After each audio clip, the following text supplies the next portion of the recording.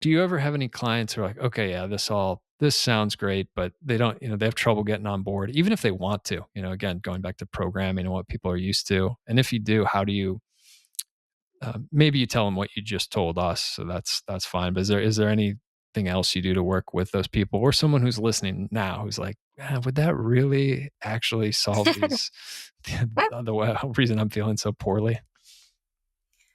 Yeah, I mean, I do work with them with some like tools that help shift emotions because I feel like the things that block us is mostly anxiety, I think, and also kind of fear.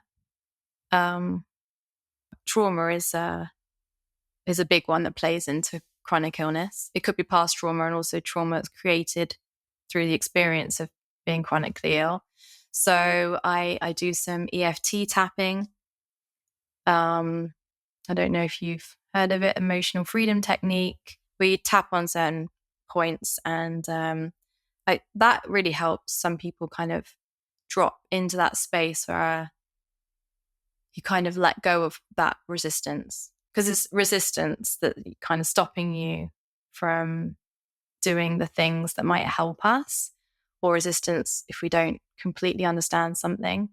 I also recommend to some clients to um, work with a trauma therapist that does EMDR. Like for me, that was personally a really amazing therapy. And so you go back into traumatic memories, and you have like this little vibrating kind of buzzer in the left and the right hand, and it buzzes left to right through the whole session. And this is meant to kind of get your brain into a space where you can go back into a traumatic memory, and it helps your brain process it, because the belief is that trauma is something that was so energetically charged that we couldn't process it. So it just got stuck. And so EMDR can help you process that where you are now. And so it kind of takes the energetic charge out of that experience. That can be a really amazing tool for someone that's stuck in fight or flight and they just feel like they know what they need to do, but they just can't do it because they just can't get out of that space. So yeah, I have a lot of my clients try that therapy, especially the ones that feel like they have a lot of resistance, because it's a therapy that you don't need to, it's not talking therapy. You don't need to talk about everything.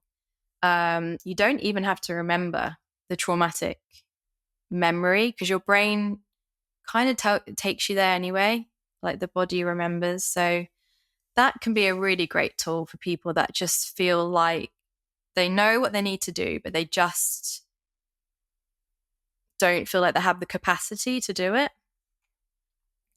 So that's another good one.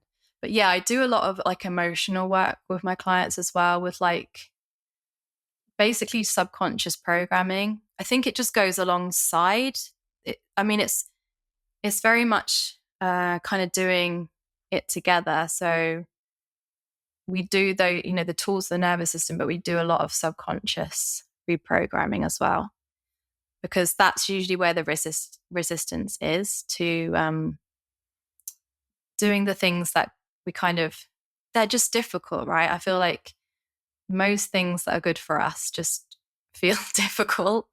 But if we can work with that resistance and understand it, then it does become easier. So yeah, just I work with people on the emotions to release that resistance, and that helps a lot. Yeah. No, again, I really love what you're saying. I mean, look how far we are into this conversation and we haven't talked about supplements once or killing off the So, thing once. And I just think it's valuable for people because it's really a change and shift in how most society on average we think.